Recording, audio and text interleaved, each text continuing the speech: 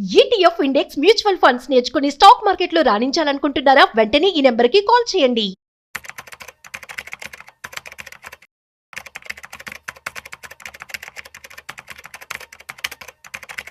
Hi viewers, India's largest digital media network Suman టీవీకి స్వాగతం. ప్రస్తుతం మనతో ఉన్నారు చార్టెడ్ వెల్త్ మేనేజర్ రమా రాజేష్. రమా, ఇప్పుడు మాత్రం ప్రతి ఒక్కరికి పిల్లల్ని చదివించాలి అంటే నిజంగా ఆస్తులు నమ్ముకోవాల్సిన పరిస్థితి ఉందన్నమాట.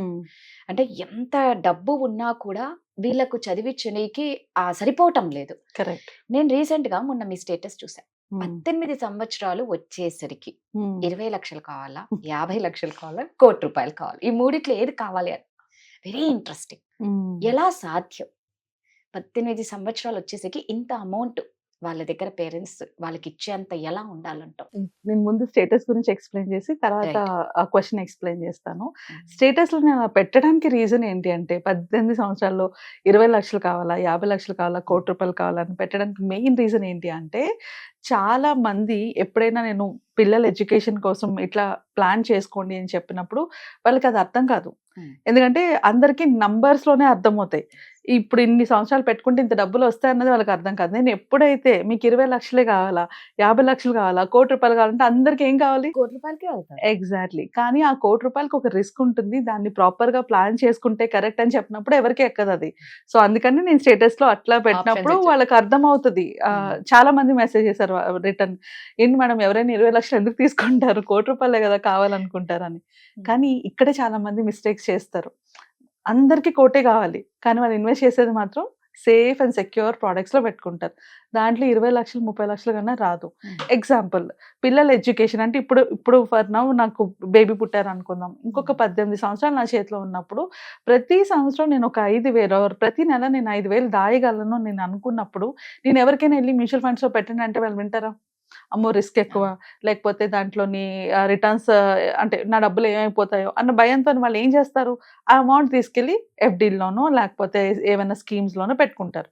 ఎగ్జాంపుల్, ఎఫ్డీలో పెడితే ఇదే అమౌంట్ ఎవ్రీ మంత్ ₹5,000 ఎఫ్డీలో పెడితే వాళ్ళకి 18 ఏళ్ళ తర్వాత 20 లక్షలు మాత్రమే వస్తుంది. ఈ 20 లక్షలతోని ఎడ్యుకేషన్ కాదు కదా, 1 ఇయర్ కాలేజ్ ఫీజు కూడా రాదు అప్పుడు, ఒక 18 ఇయర్స్ తర్వాత.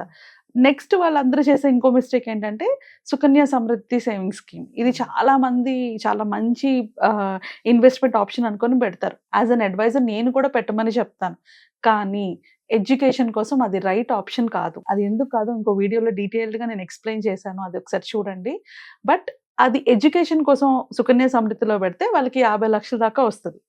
బట్ అది కూడా సరిపోదు కదా. ఒక 15-18 ఇయర్స్ తర్వాత, ఇప్పుడు ఎలా అయితే నేను మ్యూచువల్ ఫండ్స్ చెప్తే అందరూ ఇన్ఫ్లేషన్ అంటారో, ఎడ్యుకేషన్ ఇన్ఫ్లేషన్ 10% ఉంది. 10% ఎడ్యుకేషన్ ఇన్ఫ్లేషన్ ఉన్నప్పుడు మీరు ఇప్పుడు పెడుతున్న ఈ నెలకి 5,000, ఒక 18 ఏళ్ళ తర్వాత 50 లక్షలు వస్తే అప్పుడు కాలేజ్ ఫీజులు కూడా సరిపోదు. అండ్ నెక్స్ట్ బెస్ట్ ఆప్షన్, ఆ ఇన్ఫ్లేషన్ ని బీట్ చేయగలిగేది మ్యూచువల్ ఫండ్స్. అందులో పెట్టుకుంటే మీకు నియర్లీ ఒక 70 to 80 lakhs దాకైనా వస్తుంది. సో నేను అది అంటే 12% అయితే, అదే మీకు 15% అయితే మీకు ఇంకా ఎక్కువే వస్తుంది. సో నేను ఎందుకు చెప్పానంటే ఈ పాయింట్లోని, ఎప్పుడైనా మనీ రిలేటెడ్గా మాట్లాడితేనే అర్థమవుతుంది, టోటల్ అమౌంట్ నేను ఎక్స్ప్లెయిన్ చేస్తేనే అర్థమవుతుంది. కాబట్టి నేను స్టేటస్లో అలా పెట్టాను. సో చిల్డ్రన్ ఎడ్యుకేషన్కి వచ్చేటప్పటికి చాలా మంది చేసే మిస్టేక్స్ ఇవే. అంటే ఇక్కడ 2 మేజర్ మిస్టేక్స్ చేస్తారు. ఫస్ట్, ఎంత ఇన్వెస్ట్ చేయాలో క్లారిటీ లేకపోవడం. అంటే నేను నెల ఒక 5,000 కట్టేస్తున్నాను కదా, అది సరిపోతుంది అనుకుంటారు. కానీ ఇప్పుడు మీరు కడుతున్న అమౌంట్ ఫ్యూచర్లో వాళ్ళ ఎడ్యుకేషన్కి సరిపోతుందా? ఇప్పుడు ఎడ్యుకేషన్కి సరిపోవచ్చు, అంటే ఇప్పుడు ఒక 15 ఏళ్ళ తర్వాత ఎంత అమౌంట్ ఉంటుందో మనకేం తెలుసు? తెలియనప్పుడు మనం ఏం చేస్తాము? ఇప్పుడు ఎంత అమౌంట్ ఉంది, ఇప్పుడు డిగ్రీ చదవాలంటే, ఆర్ ఇప్పుడు డాక్టర్, ఫర్ ఎగ్జాంపుల్ ఇప్పుడు డాక్టర్ చదవాలంటే ఎంత ఉంది? తక్కువలో తక్కువ 4 yearsకి కలిపి 1 crore, 60 to 1 crore అవుతుంది డాక్టర్ కనుక పెయిడ్ సీట్ కనుక చదవాల్సి వస్తే. అదే ఫారెన్ వెళ్ళి చదువుకోవాలంటే ఎంత అవుతుంది? తక్కువలో తక్కువ 1 crore అవుతుంది. అది రైట్ నౌ కాస్ట్. ఈ కాస్ట్ ని మైండ్ లో పెట్టుకొని నెలకు 10,000, 20,000 దాచుకుంటారు. కానీ ఇంకొక 15 ఏళ్ళ తర్వాత ఈ కాస్ట్ ఎంత ఉంటుంది అది ఎవరికి ఐడియా ఉండదు. దాని వల్లే ఇప్పుడు చాలా మంది మిస్టేక్స్ చేసి మా దగ్గరకు వచ్చేటప్పుడు as an adviser, children especially children planning లోనే చాలా మిస్టేక్స్ చేస్తారు. ఏంటంటే వాళ్ళకి ఎంత దాచుకోవాలో తెలియదు. అది తెలియకపోవడం వల్ల వాళ్ళు ఎంత దాయగలరో అంత దాస్తున్నారు, అంతేగాని ఇంకా ఎక్కువ దాయాల్సి ఉంటది అని ఆలోచించరు. సో ఇక్కడ లాట్ ఆఫ్ డిఫరెన్సెస్ ఉంటాయి అన్నమాట. అంటే వాళ్ళు దాచేది 20 లక్షలు ఉంటుంది, కానీ అది ఒక 1 yearకి సరిపోతుంది, 1 year ఎడ్యుకేషన్కి సరిపోతుంది. లేదా వాళ్ళు ఏం ఎక్స్పెక్ట్ చేస్తారు, మా పిల్లలు ఏమి పెద్ద ఫారెన్ వెళ్ళి చదువుకోరు, నార్మల్ గానే చదువుకుంటారు. కానీ పిల్లలు ఆ ఏజ్కి వచ్చేటప్పటికల్లా నేను ఇండియాలో చదవను, నేను యూకేలో చదువుకుంటాను, యుఎస్లో చదువుకుంటాను అంటారు. సో సడన్లీ వీళ్ళ అమౌంట్ డబుల్ అయిపోతుంది, వీళ్ళు దాచిన దానికి డబుల్ ట్రిపుల్ పెట్టుకోవాల్సి వస్తుంది. దిస్ ఈజ్ వేర్ మళ్ళీ అదే ఇది వరకట్లో అంటే డబ్బులు లేకపోవడం వల్ల అప్పులు చేసుకొని పిల్లల్ని చదివించుకోవాల్సి వచ్చింది. ఇప్పుడు డబ్బులున్నా కూడా అప్పులు చేసుకొని చదివించుకోవాల్సి వస్తుంది. మెయిన్ రీజన్ ఏంటి అంటే కరెక్ట్ అమౌంట్ ప్లానింగ్ లేకపోవడం, ఎస్టిమేషన్ ఎప్పుడు రాంగ్ చేసుకోవడం, తక్కువ ఎస్టిమేట్ చేసుకోవడం, దాయగలిగి ఉన్నా కూడా వాళ్ళు ఏమనుకుంటారు, ఇది సరిపోతుంది అనుకుంటారు. This is where lot of problems comes. Second problem ఏంటి అంటే రాంగ్ ఇన్వెస్ట్మెంట్ వెహికల్లో ఇన్వెస్ట్ చేయడం. అంటే నేను దాస్తున్నాను కానీ కరెక్ట్ ఇన్వెస్ట్మెంట్ దాంట్లో దాయట్లేదు. ఇప్పుడు నా గోల్ లాంగ్ టర్మ్, ఒక 18 ఏళ్ళకి నా గోల్ ఉంది, నా గోల్ లాంగ్ టర్మ్ అయినప్పుడు నా ఇన్వెస్ట్మెంట్ కూడా లాంగ్ టర్మ్ అవ్వాలి. సో నేను లాంగ్ టర్మ్ ఇన్వెస్ట్ చేసినప్పుడు నాకు రిటర్న్స్ కూడా ఎక్కువ రావాలి. ఇప్పుడు ఆ ఎల్ఐసి పాలసీ కానీ, లేకపోతే మనీ బ్యాక్ పాలసీలు కానీ, లేకపోతే ఎఫ్డీస్ కానీ, సుకన్య సమృద్ధి కానీ, ఈ లాంగ్ టర్మ్లో మీకు ఇచ్చే రిటర్న్స్ చాలా చాలా తక్కువ ఉంటాయి. పర్పస్ అంటే రిటర్న్స్ మీకు 7 నుంచి 8% ఉంటే ఎడ్యుకేషన్ ఇన్ఫ్లేషన్ 10% ఉంది, అంటే ఇంకో 2% తక్కువే వస్తుంది మీకు. సో అలాంటప్పుడు అప్పుడు ఎడ్యుకేషన్ పిల్లలకి మీరు ఎఫర్ట్ చేయగలుగుతారా? అది ఇప్పుడు మనకు తెలీదు.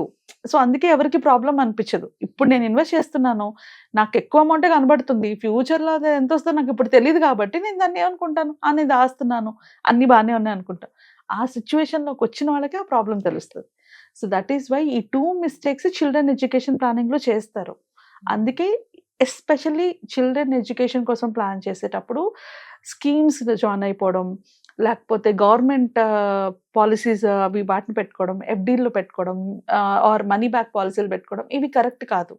ఎందుకంటే లాంగ్ టర్మ్లో ఇవేమీ కూడా మనకు కావాల్సినంత వెల్త్ని క్రియేట్ చేయలేవు, ఆర్ కావాల్సినంత కార్పస్ని క్రియేట్ చేయవు, పిల్లల ఎడ్యుకేషన్కి కావాల్సినంత కార్పస్ని క్రియేట్ చేయవు. సో ఇలాంటి వాటికి ద బెస్ట్ సొల్యూషన్ మ్యూచువల్ ఫండ్సే.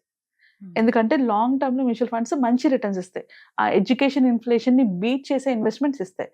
ఇంకా సెకండ్ పాయింట్, నేను ఎంత ఇన్వెస్ట్ చేసుకోవాలి అన్న క్లారిటీ మీకు లేనప్పుడు ఒక అడ్వైజర్ దగ్గరికి వెళ్ళాలి కంపల్సరీగా. సో వాళ్ళు ఈ పిల్లలకి ఇంత అవుతుంది, ఇది ఇంత అవుతుంది అని చెప్తారు.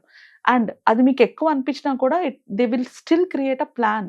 ఇప్పుడు ఒక క్లయింట్ వచ్చారు, 2 పిల్లలు ఉన్నారు, 2 పిల్లలకి హయ్యర్ ఎడ్యుకేషన్ కోసం మేము ప్లాన్ చేసినప్పుడు ఆల్మోస్ట్ ఒక్కొక్క పాపకి, 2 పాపలకి ఒక్కొక్క పాపకి ₹1,00,00,000 అన్నట్టుగా ప్లాన్ చేసుకున్నాం. That is what we prepare.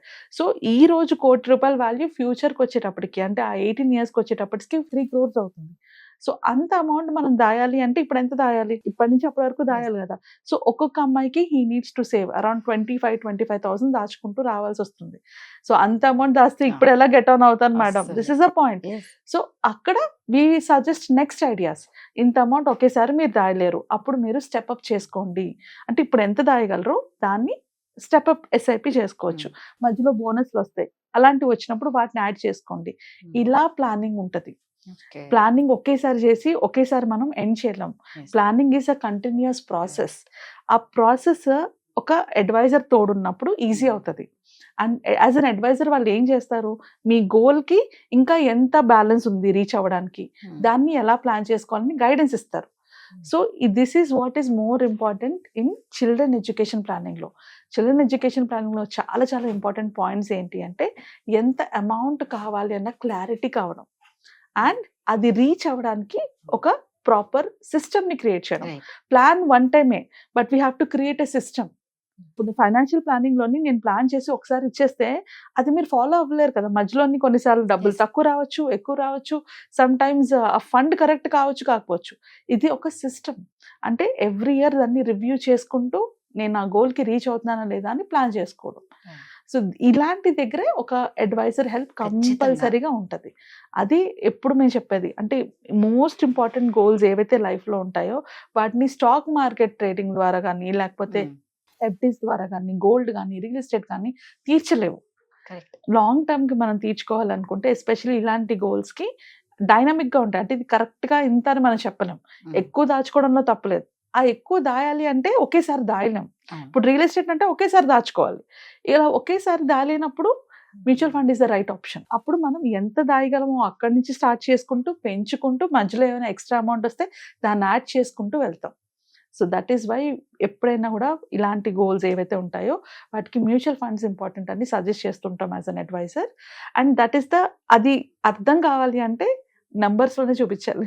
అదే అసలు ఆ నెంబర్ చూసే నేను కూడా బాగా అట్రాక్ట్ అయ్యాను. రైట్. సో నిజంగా ఏంటంటే మనకు డబ్బు ఉన్నా కూడా ఇందాక మీరు అన్నట్టు అప్పు చేయడం ఎక్కువ అయిపోయింది. ఎగ్జాక్ట్లీ. బికాస్ నిజంగా ఫైనాన్షియల్ ప్లానింగ్ తెలియకపోతే చాలా ఎన్ని విషయాలు మనం రిస్క్ తీసుకోవాల్సి ఉంటుంది. అది మెయిన్.